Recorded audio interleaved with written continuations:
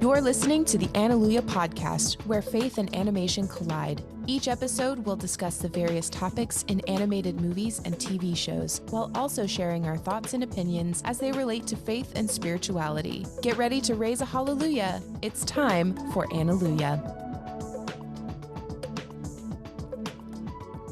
And you're locked into another episode of the Analuia podcast. My name is Josh, and with my wonderful wife, Rebecca, after just doing some yard work. Thanks for that intro, Josh. I mean, we've been neglecting that front flower bed for a bit. Yeah, it's been a while. There were a lot of weeds and bushes and things I didn't want in there, so we took care of it today. Yeah, I got out there like a tornado with the weed eater and just went to town. Yep. And we got rid of those bushes that were just unsightly, and yeah. Well, they weren't bad bushes. I just didn't want them in my flower bed. So.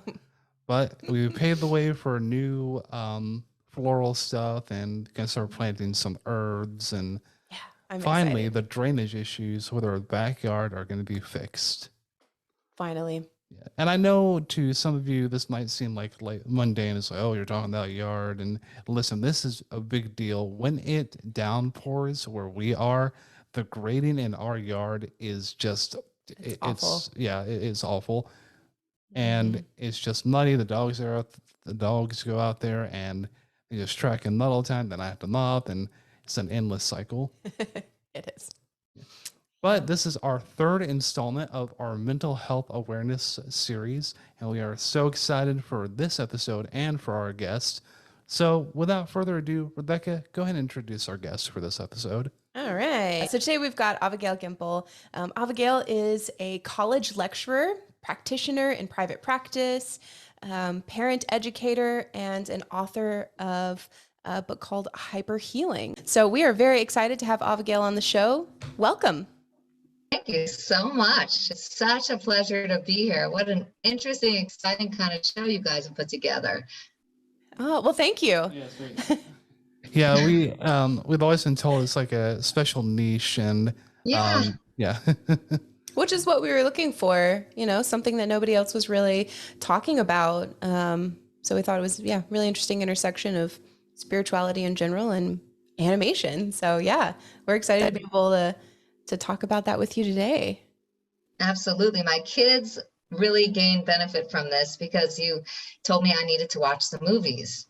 And I never watch movies with my kids. I'm more of a book reader, and said, okay, kids, we're having a movie night. And they were so excited. We all sat down together, made popcorn, and they got to watch a movie with their mother.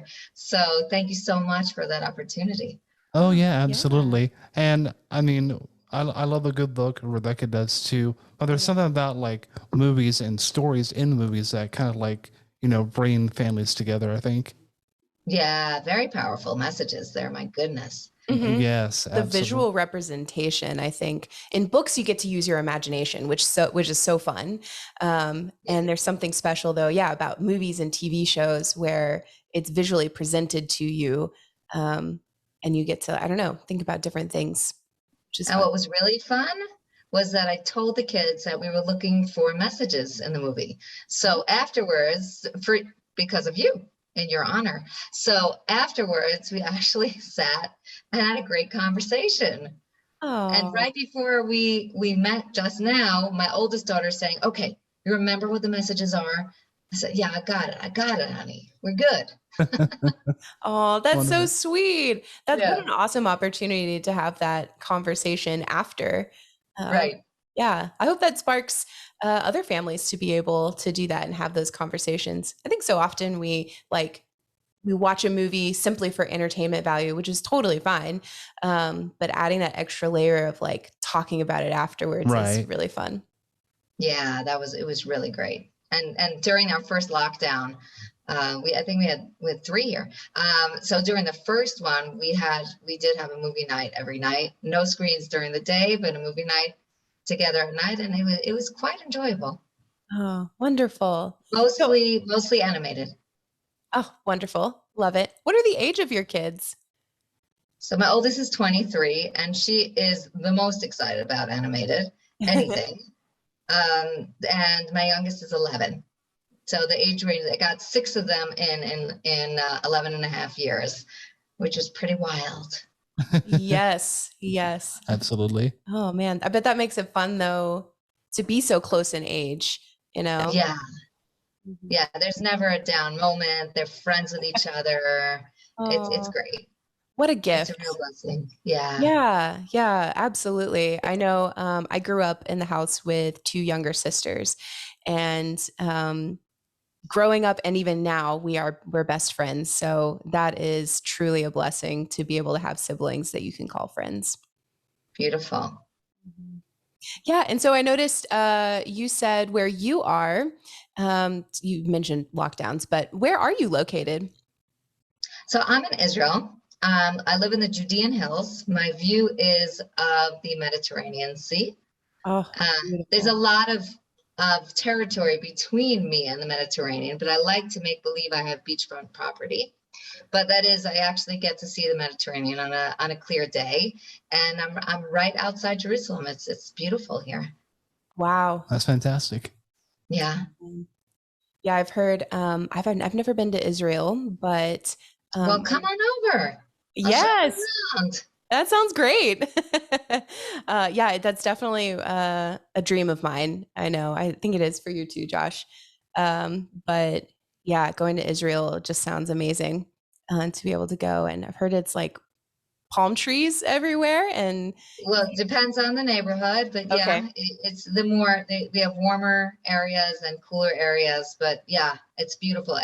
What's amazing about Israel, it's just such like a tiny country that you could barely find it on a globe, but yet we have at the same time at the northern tip skiing and at the southern tip scuba diving, and yeah, and we have all different.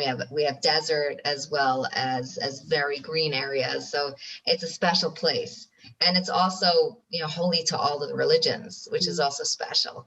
yeah, Now, if we can get absolutely. along, then this is the place to be if you're a religious person Yeah, absolutely. of any faith.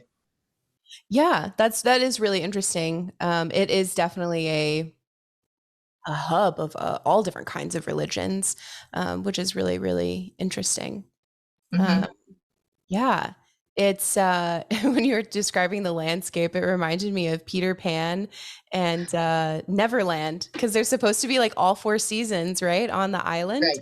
That's what it kind of sounded like. But Maybe they were just copying Israel. maybe they were. Yeah. That's so egocentric, right? Yeah, just a little, but it's fine. Nice. Well, Abigail, we want our oh gosh, let me start up, sir. All right, Abigail, we want our audience to get to know you a little bit better, so we're going to go ahead and get on with our interview. Yeah, Super. I know. I Let's feel do like we it. kind of started already, but this is great. So the first question that we had was about growing up where you are today. Is that's kind of what we were just talking about that, right? Is that what you were trying to get at with that question? her life. Oh, pardon me. Yeah, so we'd love to hear a little bit about your background and how you got to where you are today. I know that's a big question. Yeah, I'll try to do justice here. I'm actually, as you can hear from my accent, I do not sound Israeli. I was born in New York. I'm from a very big family myself. I have 7 siblings, 5 brothers and 2 sisters.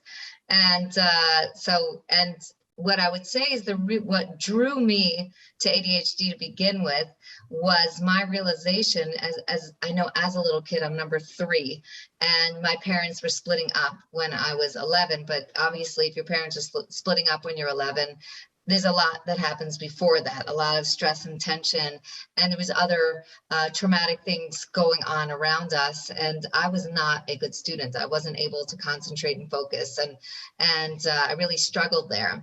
And whereas my friends were getting their homework done and doing well on tests, I really could not pull it together. And I know that if it was me today, if I was that little kid today, I would have been diagnosed and medicated. And I also know that the reason I wasn't doing well was because my mind was all jumbled with all the stress that was going on that I couldn't absorb as a little child.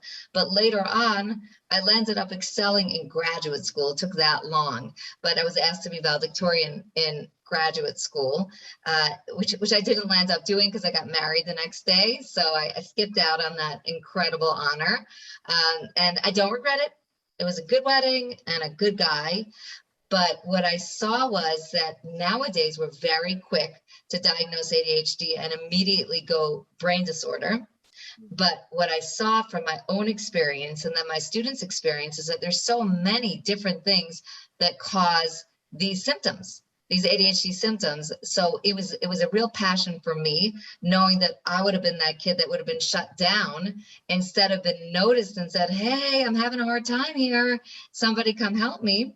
And that's only one of the causes of ADHD symptoms. So when I saw my many students, I started teaching when I was 20 years old, and it was an ESL classroom, in English as a second language. I actually had 5 different languages in that classroom. And as a 20-year-old, they were coming from the former Soviet Union, which is quite appropriate for right now when people are fleeing that area of the world. I'm actually a Russian speaker today because we lived in Russia for a couple of years, but those 5 languages, and I saw that different kids had symptoms of ADHD for very different reasons, and that's what drew me in, and what pushed me forward, of course, was my own children. Our landing up in Israel was a passion for both myself and my husband. So we moved to ADHD. We moved to Israel 2 days after our wedding. And the reason I got ADHD confused in there was because I feel like a lot of the decisions we've made, my husband is really off the charts, energetic, definitely has those ADHD symptoms, which is genetic to my children.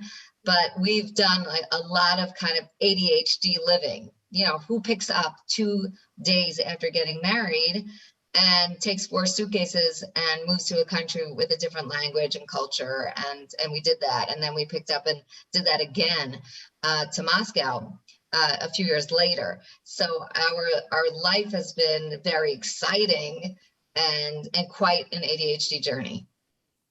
Wow, that's what an incredible story that you have there. Yeah, it's interesting that you're talking about your background, your experience, and what happened when you were a child. That actually sounds really similar to what happened to me. Really? Yes, oh my gosh, I would sit in class and just like stare out the window and just like not pay attention at all in class. And then I just could not sit down and focus on homework to get it done. I had to have like special extensions and all kinds of stuff. And eventually I got my act together. That sounds like harsh, but eventually I was able to figure out how to study and do school. And I ended up getting my master's degree and like all of this. So, but yeah, that sounds really similar to my experience. So that's interesting. Yeah, and I see that over and over again. And we're a little bit too simplistic with this ADHD story. We go straight to the brain, and the truth is, first of all, a lot of people like you do grow out of it. You call it get your act together. What I would say is that you developed habits. You developed proper habits of functioning. So that took your healthy brain, which was struggling with certain lack of habits, and then as you got older, you adapted to your environment better. And that could have been through the help you got, or you were able to get that on your own. But we have to have that patience to look at each person. So in my case, it might have been a trauma and the situation going around me. In your case, I don't know yet, but if I asked you the 100 questions I asked to my clients, we'd find out quite quickly. Yeah. Yeah. That's so interesting. And yeah, so many people, I know that I was tested. Of course, this was back in early 90s. So I have no idea what testing was like then, but it's not much better now. So whatever it was then, they haven't made major leaps and bounds with testing. It's quite disappointing now. That is disappointing. And yet it seems like I don't know, maybe it's just because I'm more aware, but I hear of a lot more people being diagnosed recently. Do you find that that's true in your work? Absolutely. And I also I teach teachers now. I'm a college lecturer. And so I have the opportunity to really get to meet a lot of classrooms. And the teachers, my students tell me that the situation in some classrooms is up to 40% of the students are exhibiting ADHD symptoms. Wow. So we cannot have a genetic epidemic. That doesn't work. There's stuff going on in our environment. And I point to in my book a couple of environmental factors for ADHD symptoms. One of them is sleep. Kids are not getting enough sleep. One major issue is going to be screens. And that's causing a lot less focus now. And that's something that has to be addressed very seriously because every kid has a screen in their hand nowadays.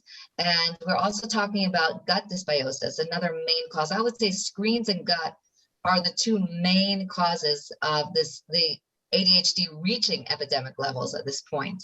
And when we keep calling it genetic, we're simplifying this thing because those two things are definitely causing the uptick. And we saw that during the 2 years of COVID, suddenly there's an explosion in ADHD. Well, that would be a lot of trauma and stress going on for the children. So all of these things have to be looked at. And we're not looking at them enough. And I think I'm hoping to inspire people to really pause and take that look. But the gut issue is a big one because along with ADHD going up, we're also seeing other childhood disorders going up like allergies and asthma and autoimmunity.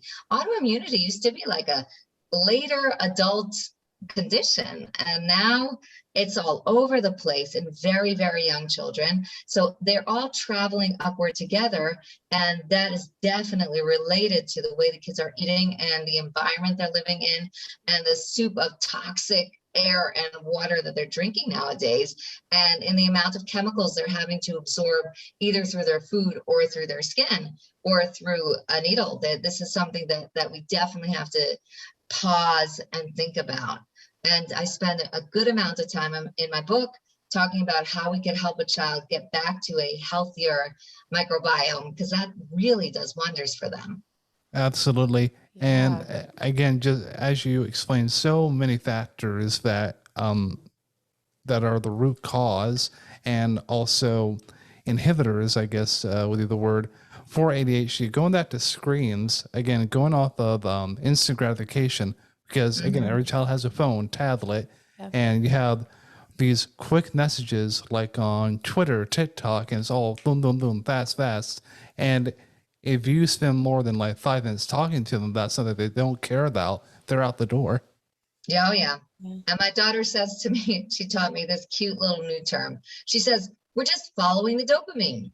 And there it is. They're looking for the next hit of dopamine. And there's not so many hits of dopamine in the classroom. That's like it's completely missing from the classroom. I do spend a good bit of time in my classrooms retraining teachers to teach kids who are following the dopamine, making the lessons relevant for the kid. I don't want a kid to walk out of any of my teachers' classrooms saying, why is this relevant to me? Why do I have to know this? They all have to be at the center of the lesson, being drawn in right away, and hopefully that it will not counterbalance what they're getting on the screens. There's no way to do that at this point, but at least they stand a fighting chance of getting some information and skills into their students. Yeah, I love that. Explaining the why. Why is this relevant? I think that's really important. I don't know if it's just because like my dad, whenever I got in trouble, the worst part of getting in trouble was sitting down and listening to the lecture because it would be like an hour long. Yes. And he knows this. We tell him all the time. It's like, oh my gosh, he like goes in circles and says the same thing. But he always explained why it was wrong, whatever it is that we did as kids. And I think that trained me to look at why things are important. But I think that's important for everyone to know, because then you know why, yeah, it's relevant to you, relevant to life or whatever it is. Yeah, and I love that you're talking about the gut microbiome. It seems like research recently in the scientific community is really focusing in on the gut and everything that comes from that. It's yeah, like Mhm. you were saying, the ADHD and there's whatever it else, all the other things that the wonderful things that you said that go along with that, and it's like oh, what have I heard? It's the brain of the rest of your body or something. It's your second brain. Second brain. Thank you. There Yes. we have it. Yeah. Yes, Yeah, that's what because it they're controls so using now. much. Yep. Mm-hmm. And that's so true because the neurotransmitters that we're using in our brain are being developed in our gut. Mm-hmm. So if our gut's not working, our brain is not happy. And we have to get our gut in order. And the first thing I see if a kid's starting to get sick a lot, or if a kid just has a lot of brain fog or a runny nose all the time, I go straight to the gut. Yeah. There's certain symptoms I see. If a kid has chronic headaches or stomach aches or hives, rashes, the nose is a big one for me. But all those things, the first thing I'll say to parents is, okay, before we do anything else with habit development and the instant gratification stuff, let's first take a month and clean this kid's gut with the child understanding what he or she is doing. That's really, they have to be on board. You cannot force a child to go on any diet. So therefore, that's the first thing we do, and we see amazing results when we could stick with it, which is hard. Yeah. Oh, it's hard for adults too. Oh yeah. Yeah, absolutely. It's yeah, and I would imagine part of that is cutting out all sugar. Is that part of what you do? Sugar is important. I don't cut out all sugar at the beginning, only because that's too hard. Yeah. But I start with gluten and dairy. Mhm. I take those out, and I tell parents to minimize sugar. And my little trick, because sugar is so addictive, Mhm. you eat a donut for breakfast, you eat a whatever, something sweet for breakfast, or even put sugar in your coffee. The rest of the day, all you want is sugar. You find yourself searching everywhere for sugar all day long. But if we can delay eating sugar, let's say till 4 p.m, you don't send anything in the school bag that has sugar in it. You try to stick to more healthy, wholesome, whole foods. Yeah. Then at 4 o'clock, you give the kid a treat, something with a little bit of sugar. So it definitely cuts the sugar intake in half. So yeah, but the gluten and dairy is a big one to get out. And then there are a lot of things that we add. I want probiotics in there. I want a bunch of vitamins. It's also very dependent on the kid. Vitamin D is very vital for kids who are never out in the sun. And magnesium for kids who are suffering with any kind of constipation or sleep issues. So we're looking at each kid and we're figuring out what kind of vitamins they need. The B vitamins, the whole B complex is really important. But so therefore we really want to flood the kid system with healthy nutrients, all the colors of the rainbow of fruits and vegetables, healthy grains and legumes, lots of beans and I like to sprout things, soak things. I try to make it as simple as possible, but that's the direction we're going in. And kids really do heal. So do adults, but kids heal faster. Yeah, they're impressive. I was learning, so I actually go to a doctor who specializes in like hormone stuff.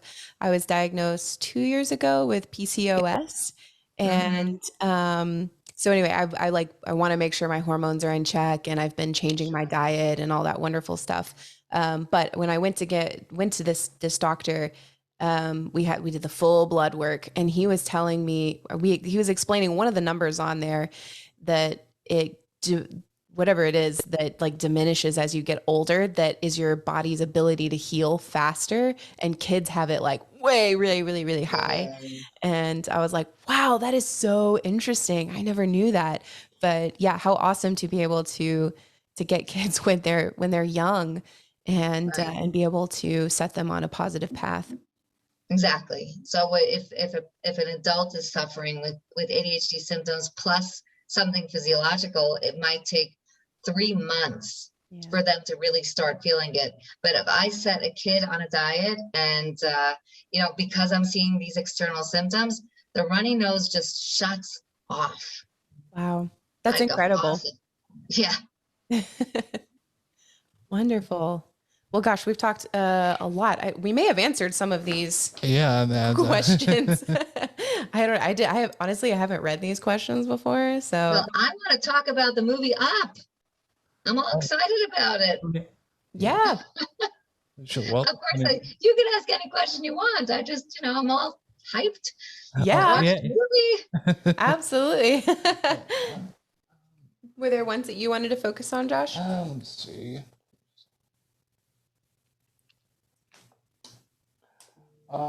We kind of went over. Yeah, I was about to say, I really think we went over all of those, which was so much fun. That was good. I love hearing about what you're doing and what's going on in the community there. Oh, yes. Oh, this is one we didn't get to. So what role does your faith or religion play into your life in general and your career? Oh my God, every single role. And the biggest, I'm Jewish. So that's the faith we're talking about right now. I think we overlap a lot in our religions, but what really is something that walks beside me all the time is knowing that everything's for a purpose. And especially when I have a couple of kids that have really struggled through school, and I have children with dyslexia, and two of my children have celiac, and it's a long journey, and those are blessings. Those are blessings because they're healthy children and they're wonderful children. But when your child is struggling with something or really suffering, sometimes it could feel hopeless. And when you have faith, and you know that it's there for a reason, and this is going to make your child stronger, and it make you stronger, and make your bonds with your child stronger, then you can take the next step.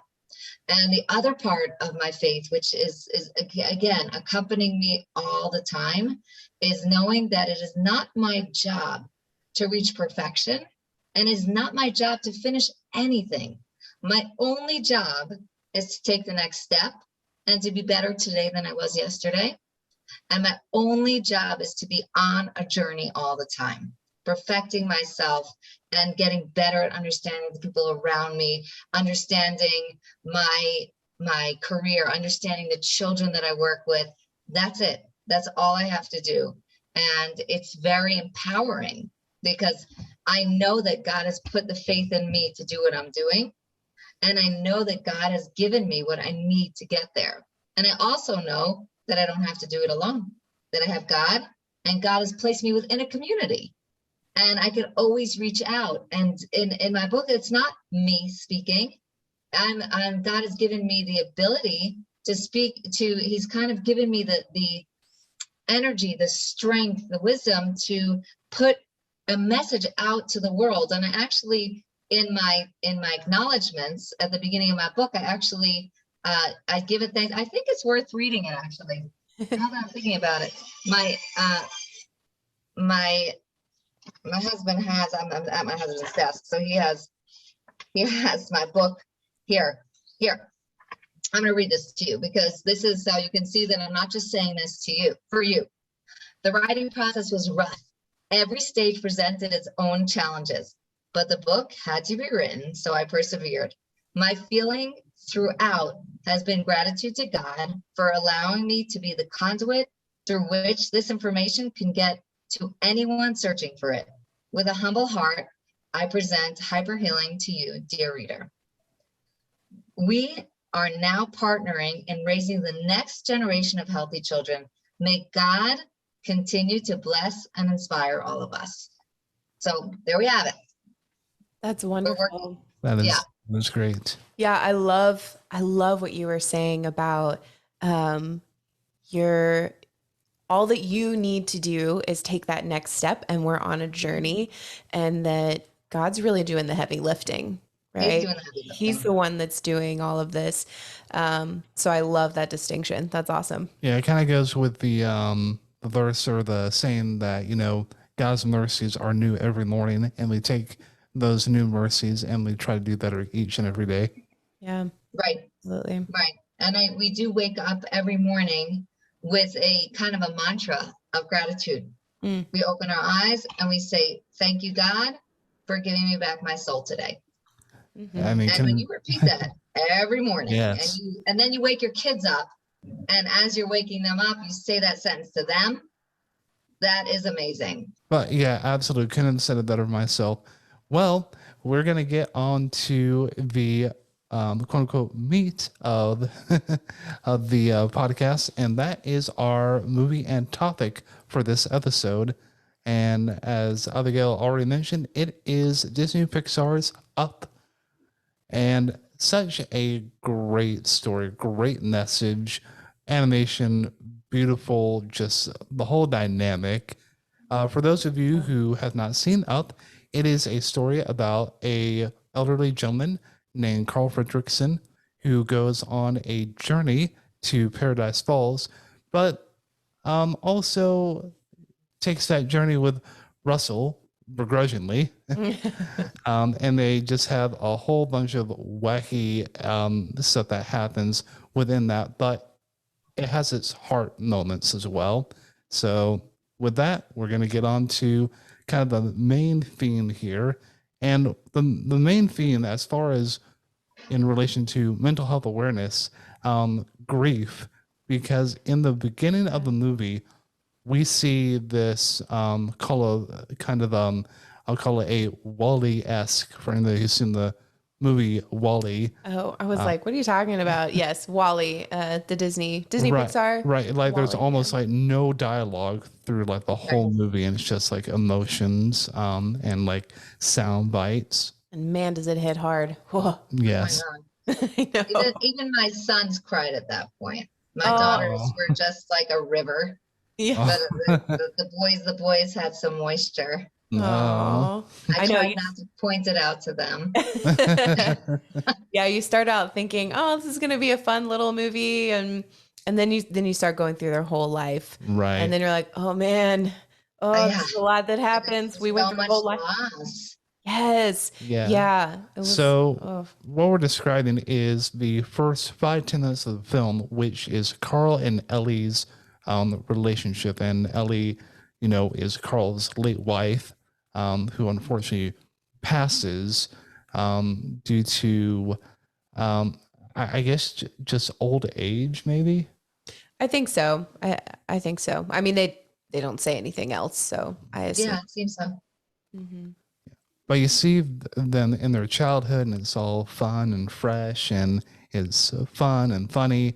And then you see the marriage, and then building a life together, trying to have kids. Unfortunately, Ellie does go through a miscarriage, which any woman who has been through that, it is a very traumatic event for anybody. Yeah. Yes, I could say personally that is a very traumatic event.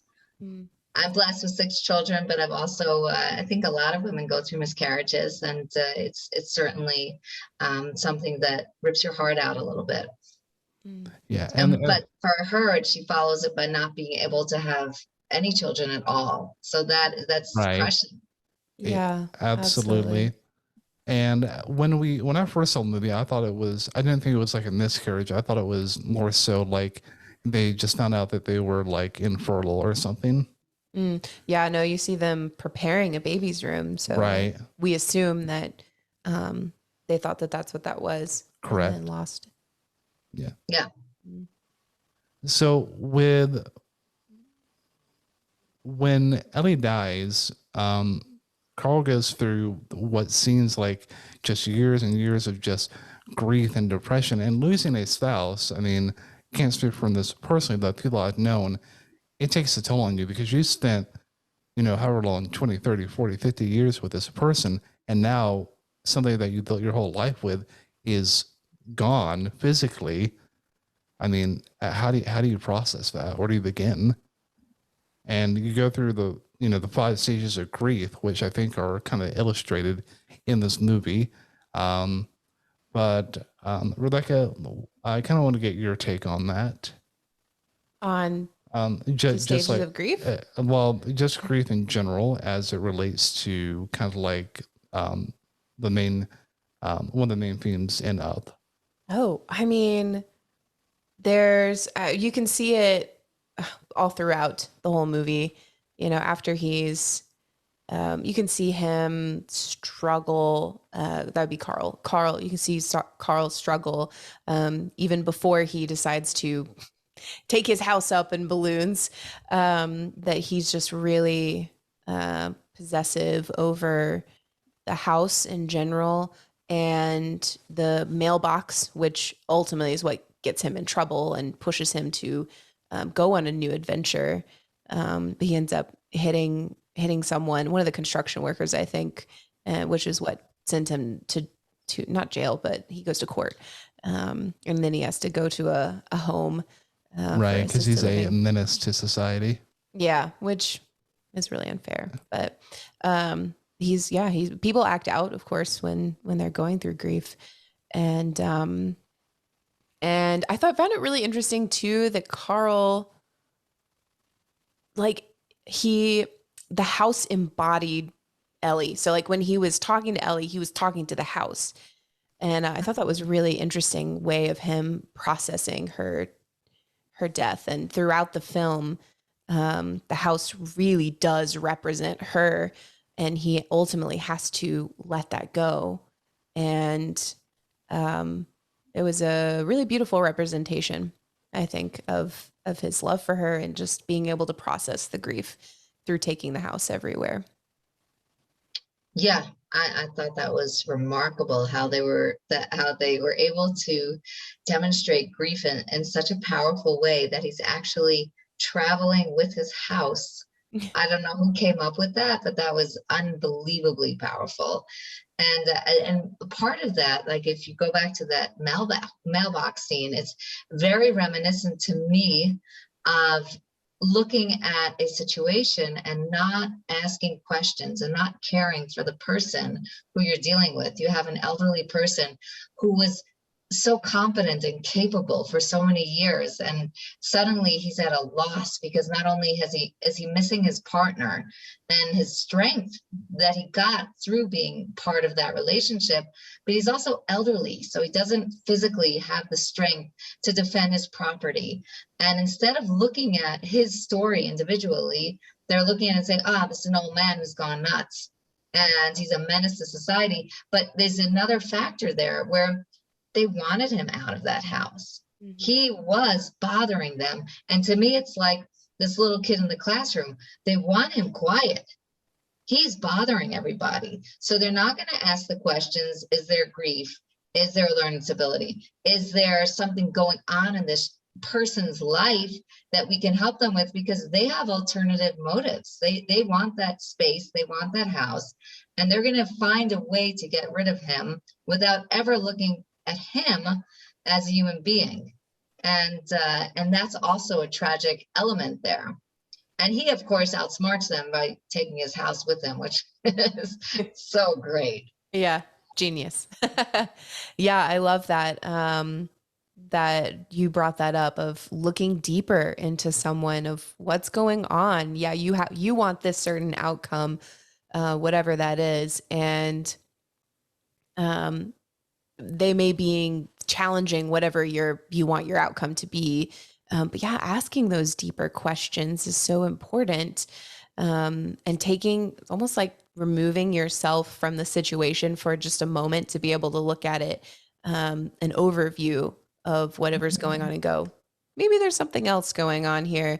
Cause, this seems like an odd reaction. So I think it's really important to do in our everyday lives. There's also a lot of loneliness at the beginning. He's he's isolated from everybody else. And that's also going to add to, we need support when we have loss. He doesn't get any. And in general, we need support when we're going through any challenge. And that's something we should be looking for. He might not have hit someone over the head, had his friends rushed in, had neighbors come to support it. Someone brought him a cake and said, hey, I'm there for you, and sat with him and listened to a couple of stories about Ellie. That would have given him maybe something to move forward for. This little child eventually pushes him forward back to the land of the living. Yep. But there are other less painful ways to get there. And they're saying maybe we're not doing that. Right. And right on the nose, you hit it. Community is a big factor when processing grief. I think a lot of times people want to be reclusive and isolated, and because you see he has all these locks on his doors, on his door, and he doesn't want anybody coming in. He just wants to be alone, and that's the last thing you need to be. When you're going through grief, we need friends, we need family, we need a community. I know with our church, whenever we have like somebody who passes away or whatever, we always organize like just a community, a meal train to bring them food and stuff like that. Sure, good old Southern hospitality, you know. And I know there've been a lot of movies, regular old Hollywood movies about Jewish grieving. And it's interesting how they've depicted it quite well about we have this week that we call Shiva, which is where the person who's just suffered a loss of an immediate relative, a parent, a child, God forbid, a sibling. So you sit in your home and the community comes and sits with you. And it's just there. And if you want to talk to them, you talk. And if you don't feel like talking, their presence gives you some kind of comfort. And that's a full week where you're never alone and you can share anything that's on your heart or not. And then you have we extend it to a full month of grieving where the community is still by your side as much as possible. And we, as the people who are not grieving, we have a command. When someone is grieving, you pick yourself up and you get over there. I have a friend who just lost a father a couple of days ago, and on the top of my list is get over and visit with Rachel and sit next to her and hold her hand and let her be as she wants to be. So that this is very powerful and important for us. Wow, that's beautiful. Man, I wish that was in every culture. Yeah, we should all adopt that. Absolutely. Yeah, that is really powerful to be able to, like you said, not just if you don't want to talk, that's okay. You don't have to, but just the presence of someone there, people making food in your home or bringing stuff over. And if you want to eat, great. If you don't, that's okay. You know, just being there for whatever is needed. That's really, really powerful. Yeah. And grief is kind of like one of the driving forces behind Up. And it's definitely a jumping off point that sets Carl off on this adventure to go to Paradise Falls, because it's also a driving factor of that promise that, hey, he crossed his heart many times to Ellie that was their end goal, to get to Paradise Falls and live out their lives. My daughter is. Oh. You can't come in now. I'm sorry, honey. It's okay. All right. All right. For it. Okay. So that's one of the driving forces behind this movie. Again, grief and that promise that Carl has made to Ellie, again, crossed his heart many times, that they were going to go to Paradise Falls to, take their house there and live out their lives in that, in just paradise.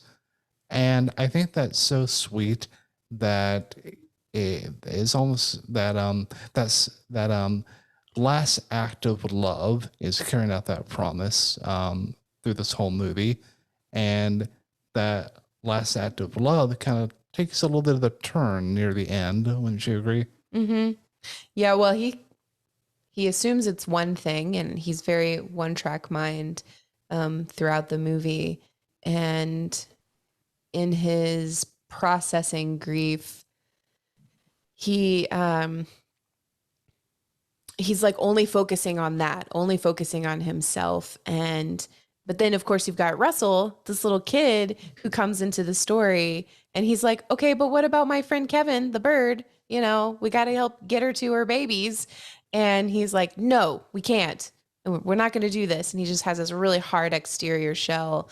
But through the process of the grieving and Russell challenging that hard exterior, he ends up being able to look outside of himself and to see the needs of others. And that's a great place to get into and to be. Right. And we would just tell you, asked me that great question about how much my faith is involved in my work and my life. And that very much stimulated the idea of faith, where we think we have an end goal. We think we're going there.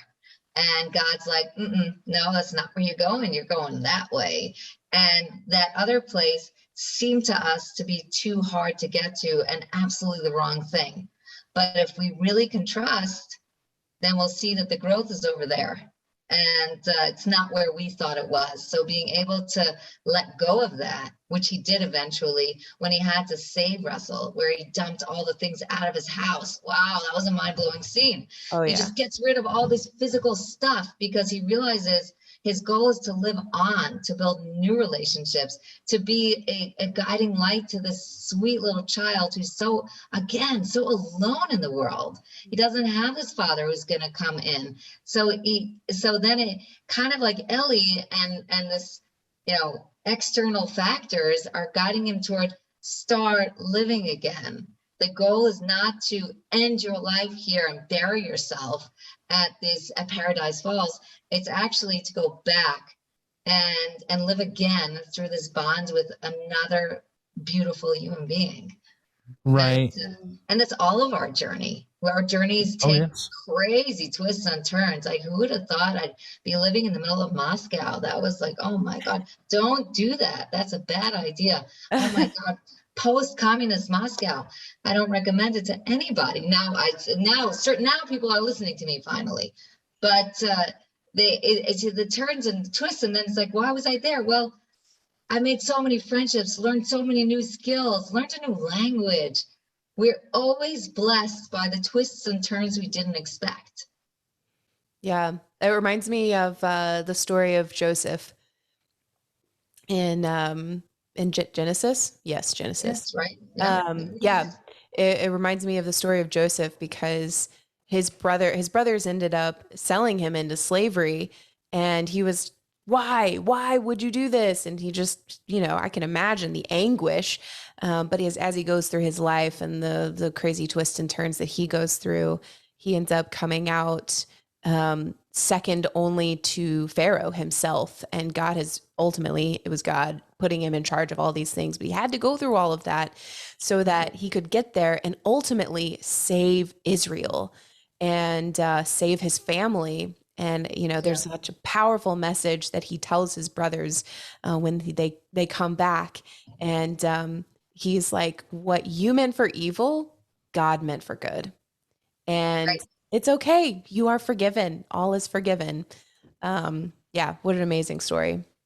Right. And if we're already talking Genesis, I'll give you my favorite scene, which is very much connected. It's when Esau and Jacob meet up, where Jacob had run away and he was terrified that his brother wanted to slaughter. That scene always kind of puts tears in my eyes, thinking of he has this big family and all these little children and these 4 wives with him, which is not my favorite part of it. But he's trying to divide the camp and come up with all sorts of strategies to save the lives of his children. And in the end, his brother embraces him. But his brother then says, okay, let's go settle together. Let's settle the land, and we'll be brothers and we'll live like neighbors. And Jacob says, no, I still have a journey to go on. I'm not quite there yet. I'm not settling. I have some time to get. I have the children and I have the cattle, and now's not my time to settle yet. He knew that our goal is to be in the journey and not to get to the end. And that's what Russell learns. Wait, Russell's the kid or the adult? I forget. The kid. The kid. No. So I'm sorry, I watched the movie only once, so I don't remember the names. I should have written it down. But that's where the adult, whose name is Carl. Yes. Carl. That's where Carl realizes that it's not about landing there. It's not about settling the land by the waterfall. It's about carrying on his journey. Yeah, very eloquently said. I love that. That's a great correlation. And as you said, Abigail, we're not meant to, again, we have all these twists and turns. There is no like quote unquote end goal. Right. And that's demonstrated kind of in the later part in Up, where Carl is looking through the scrapbook and Yeah. the last page, one of the last pages of like things to do, and it's just a kind of like a timeline of their life and their favorite moments and pictures. And on the last page, it says, "Thank you for the adventure. Go have a new one." Oh, that hit Yeah. so hard. Yeah, Oh and my God. I think I don't know if my impression was that he never looked beyond that page where it says all the things I will do. And he had been seeing the rest of the pages as blank because she never got to have her adventure. And then when he realized there's more and that she actually filled it up with pictures of their life because that was the beautiful adventure that they were able to have. So while he thought that she never got that, she the whole time was like, "No, you were my adventure. I didn't need Paradise Falls because you were my adventure." And you know what? That's so amazing. It really hit me right in the heart there because she was saying, what is now is beautiful. This is the adventure and it's right now. And it's something I say to the parents all the time. The child you have is the child you're supposed to have. And now is a blessing because we're always looking at what's going to be next. Where is he going to go? Where is she going to be? And we're worried and we're concerned. Oh my God, it's fifth grade and she's not doing well in fifth grade. That's just part of the journey. And now she's good the way she is. We're going to try to help her do better. But today's part of the journey is something we want to cherish. And he was not looking at it that way, but Ellie had been looking at it that way. And she had been filling it up every day. And she had that perspective. And in 1 second, she taught that to him. When the pages flipped, I don't think I agree with you there. He didn't look at the rest of the pages. He thought he was supposed to fill them. Yeah, And she'd already taken care of it. exactly. And just again, one of my favorite scenes from that movie, and it's kind of foreshadowed a little bit when Carl is walking with Russell and he's talking about his dad. So, my dad, we used to go to this ice cream place and he count all the red cars and I count all the blue cars, and whoever had the most, would win. And he says something, I can't remember the exact thing that he says, but he says, "I know those things might seem boring, but sometimes the boring things are the most important." And you see that in some of the pictures, like what are these like mundane things, like them in the car, then in the living room, just sitting, those are precious moments. I know sometimes when we're just sitting on the couch, just watching a movie or having dinner at the table and just talking, yeah, that might seem mundane, but those are moments that we cherish. Oh, yeah. And as my kids get older and they start leaving the house, I have one daughter in university and I have a son in the military. And, as they're leaving slowly, it's very hard for a mother. But the times where we sit around the table together, those just mundane, we're having a meal, they're so precious. I just love every moment of it. And we all have to do that. We have to embrace this moment, the boring moments where we're sitting and eating ice cream on the curb. I love that image of them sitting on the curb like that together. Yes. And he had this image of his father. He had these memories of his father. Whether they actually happened or not is unclear. It might have happened once and he created that into a big memory. And that's something interesting too. Was that really something that was happening, or was his father a deadbeat? And he was just holding on to some tiny, tiny precious thing that he had done with his father.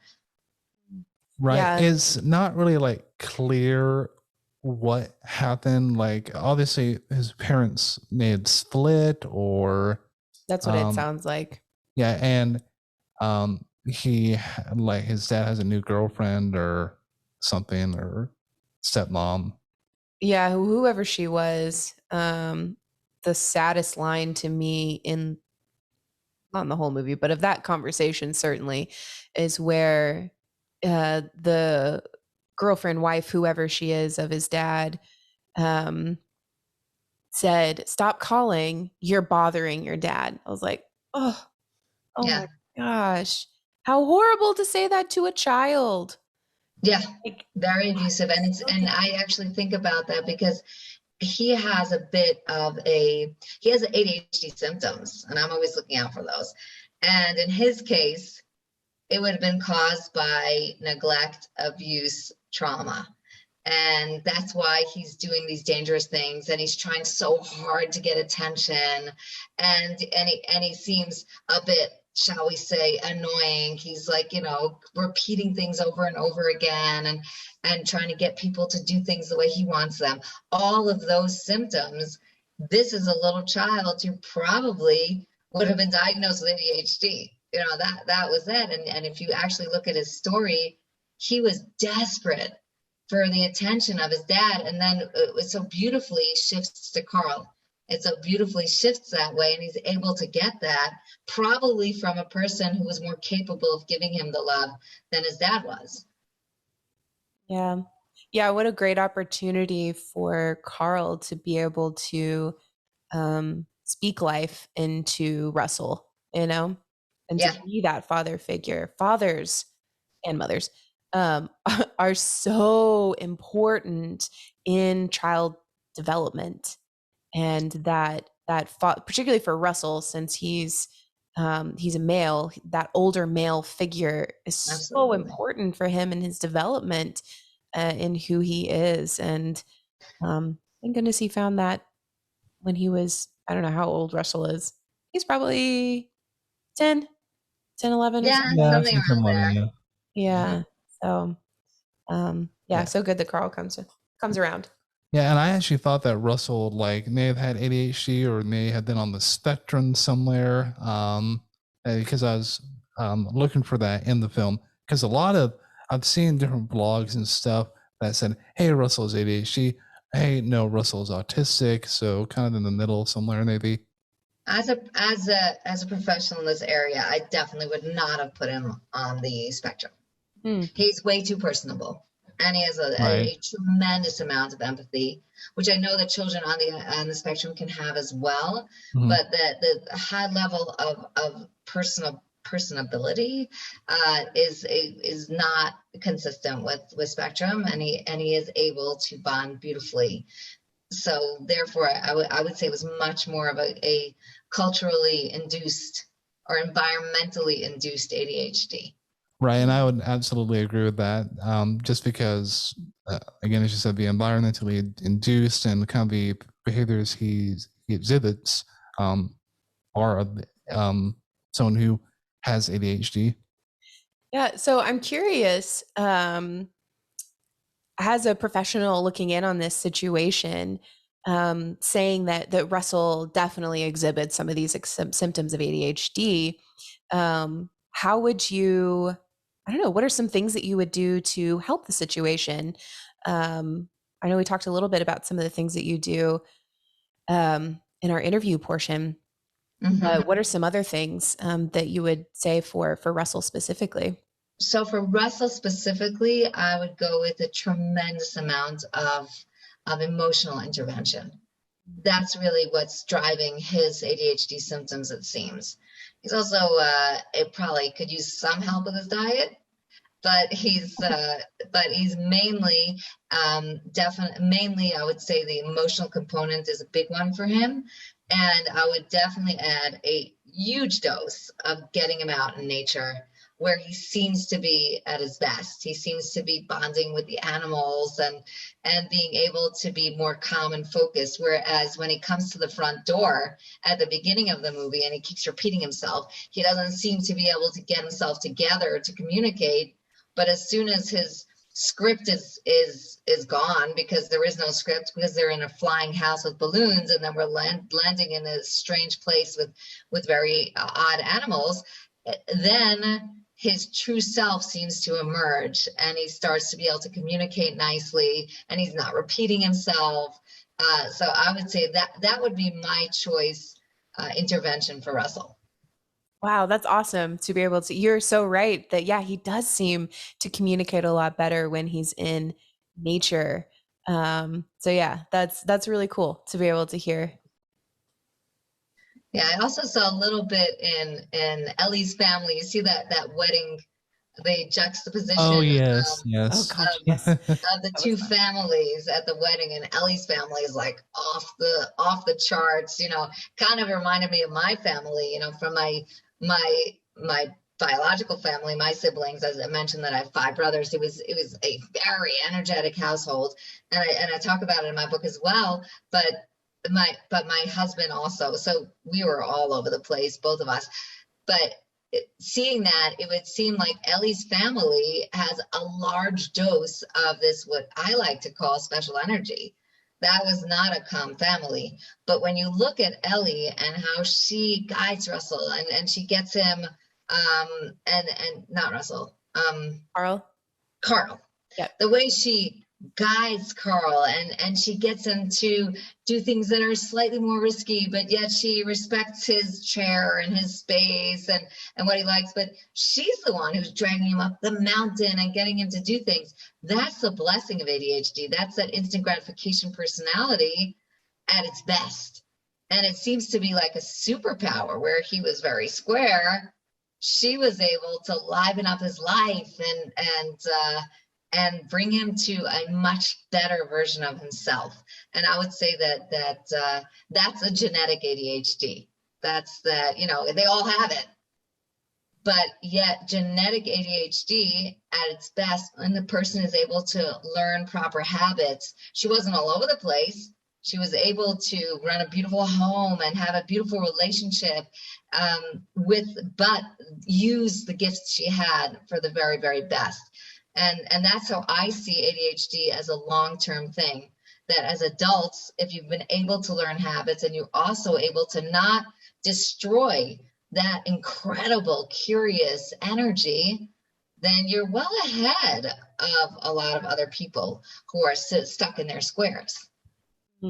Yeah, it's interesting you mentioned that Carl is very square in his outlook on life and personality. And I John, find it, that's what I was just about to say. Yeah, that oh, he is like very square in his face and his jaw. Yeah, it's like they took that personality trait they knew they wanted to have him to have, and then made a visual representation of that. Yeah, that yeah, was and I think very it's through creative. Ellie's training that he was able to, at the end, get out of his boxy house Yeah. and do something so out of his comfort zone and so off the wall. And that was her. He was, instead of talking to, like you said beforehand, that he was talking to her and she was the house, she was part of his heart when he went and put that pin on Russell. And that was her. He had taken her personality and joined it with his own, and now he was carrying her with him wherever he went. And that's also exhibited near the end of the film, before Carl places the pin on Russell at the ceremony.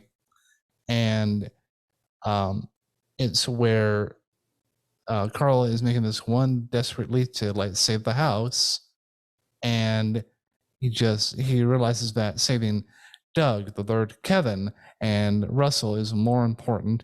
And Russell says, Mr. Ferguson, I'm sorry about your house. He's like, you know what? It's just a house. And that's where that acceptance part comes in. It's like, the memories, Ellie is still with you in your heart. The house was just an exterior of your memories. Yes. The same is true for any type of grief. I think a lot of times people see grief in only in losing a loved one, a friend, a family member, whoever. You can actually experience grief in so many different ways. Things that happen to you in your life. If your parents get a divorce, well, that's a death of a kind, and you can go through a grieving process. Yeah, it's I know I experienced that with my parents' divorce, and you can experience that with moving. That's grief. That's a loss Absolutely. of a home that you knew, moving to a new place. Lots of different ways that you can experience grief. And, it's okay. That's just Yeah, part of life. we have to leave that space for it. Mhm. There has to be the space for grief so that we can move on. Right. Right. And it's all just a part of change. Sometimes change can be painful, sometimes it can be joyful. But as you said, we have to make that space for change because it is necessary. Absolutely. And it's part of that weaving, winding journey that we go on. And Yeah, we're all on Jacob's journey, aren't we? that's right. Right. I think we went through all the points. Avigail, was there any points or messages that you want to make sure that we included or that we didn't get to? And up. Yes. I think that you really covered the movie beautifully. I love the high level of empathy that they both main characters develop throughout the movie. And what was the name of the villain? Because I wanted to say a word about him as well. Carl Mann. No. Carl is it is like, who was it? What is his name? Charles Nance. Right? Charles Manson? No, not Manson. Definitely not Manson. Okay. No, he's a real bad guy.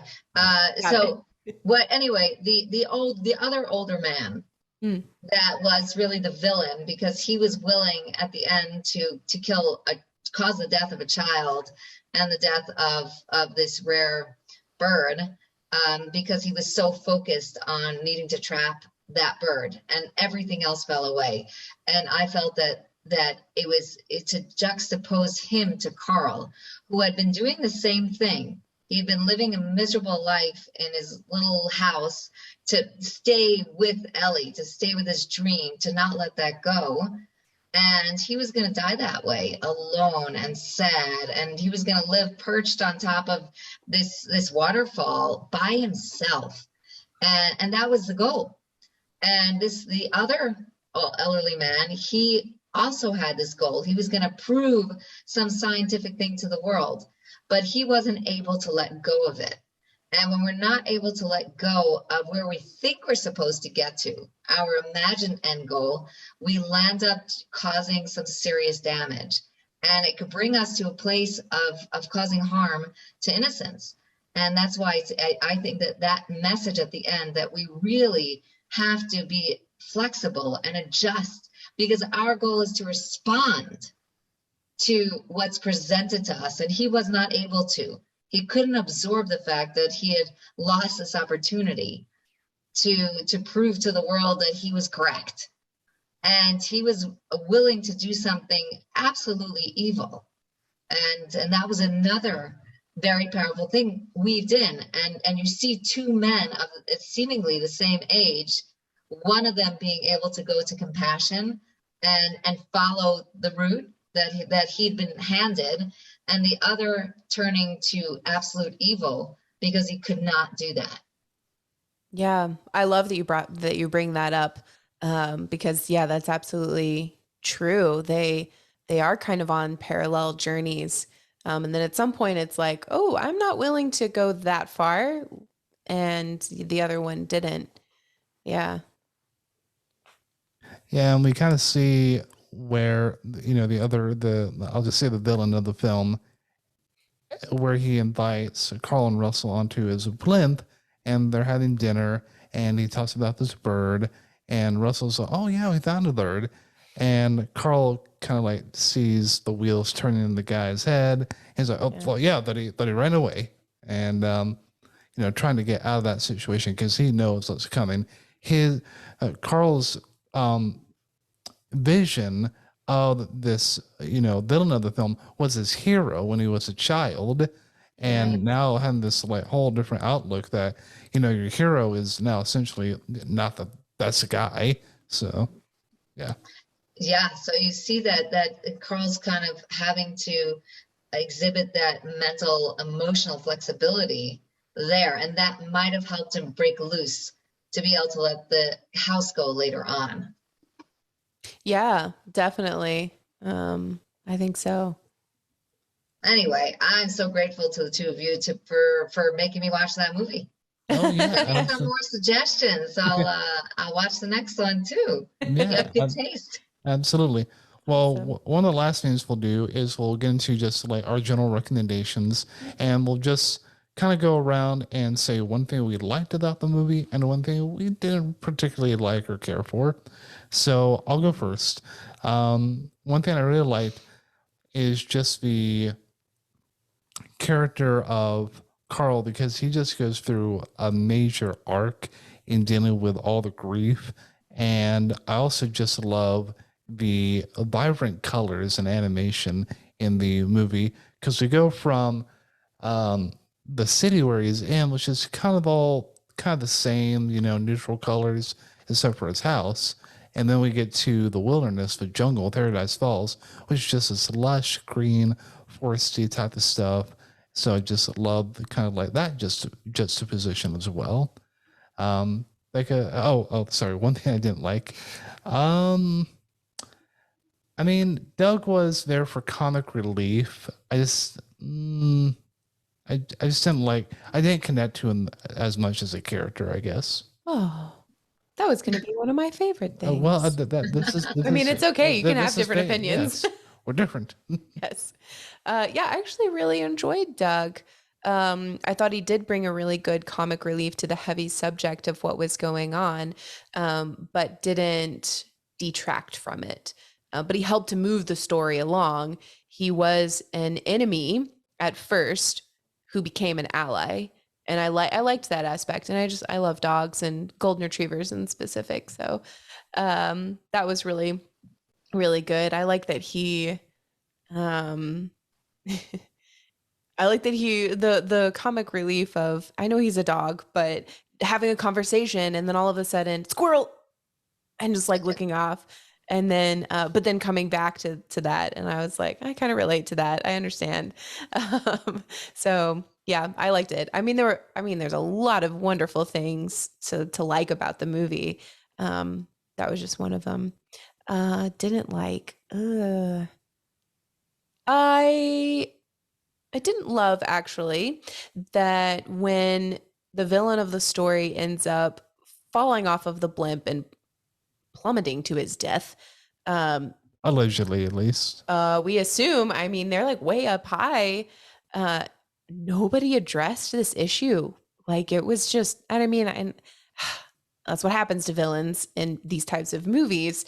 But I was like, oh my gosh, it was just like not even acknowledged. It was just, we move on and this person just died. I know he was the villain, but wow, that was interesting to me. Yeah, and the animated movies, Disney Pixar tends to end villains' lives that way. But actually, I talked about it with my kids afterwards, and I said, "Well, that was pretty harsh." And they said, "Well, yeah, that's why they like it, because then it's out of sight, out of mind. There's no blood, there's no screaming, there's not a mess. Like we don't have to see the mess in there. So therefore, that's the way they like to kill off their villains." So I would totally agree with you on that. I didn't like that either. Overall, I loved the movie. It was fantastic. They hit the emotional highs. Wow, amazing. The only thing, and I like all of the juxtapositions of different characters and the characters in general. Ellie was just the most adorable character, and it would have been nice to see her more, but she had to die in order for the movie to progress. I get that. What I didn't like so much was how uncaring Carl was to Russell at the beginning, and straight halfway through it, it was too harsh. And that Russell as a little boy is kind of needing a little more compassion, and the fact that Carl can't pick that up at all is surprising. And so that was the only part I say would definitely, I don't know if they need to change it, but it hurt a little bit. Yeah.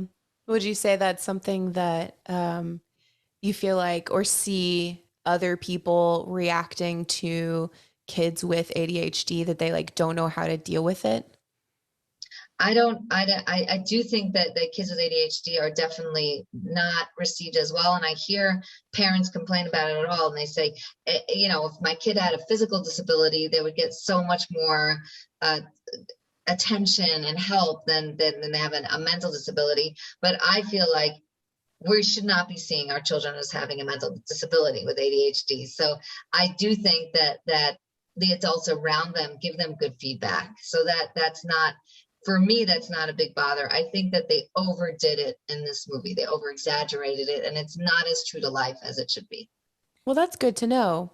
It's good to know that that's not a typical experience, at least from what you see in response to that. So that's good. Yeah.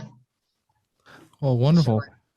Well, we want to thank our guest, Avigail Gimpel, for joining us for this episode. Again, we so much appreciate your insight.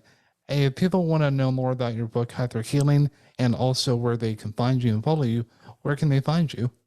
Okay, so they can go to my website, hyperhealing.org, where you can leave me a message. You can subscribe to my channel, and I will be in touch with you with updates and news and free tips and all sorts of other things like that. And you can write to me there, and I will always respond. You can see me on Instagram at hyperhealing.adhd, and there too, people leave me messages all the time, and I love to respond to people. My book called Hyper Healing, it's right there. Look at that cute cover. Is available on Amazon, and it's actually just got its bestseller status this week. So it is now a best-selling book called Hyper Healing. So make it even a better-selling book by going ahead and getting your copy.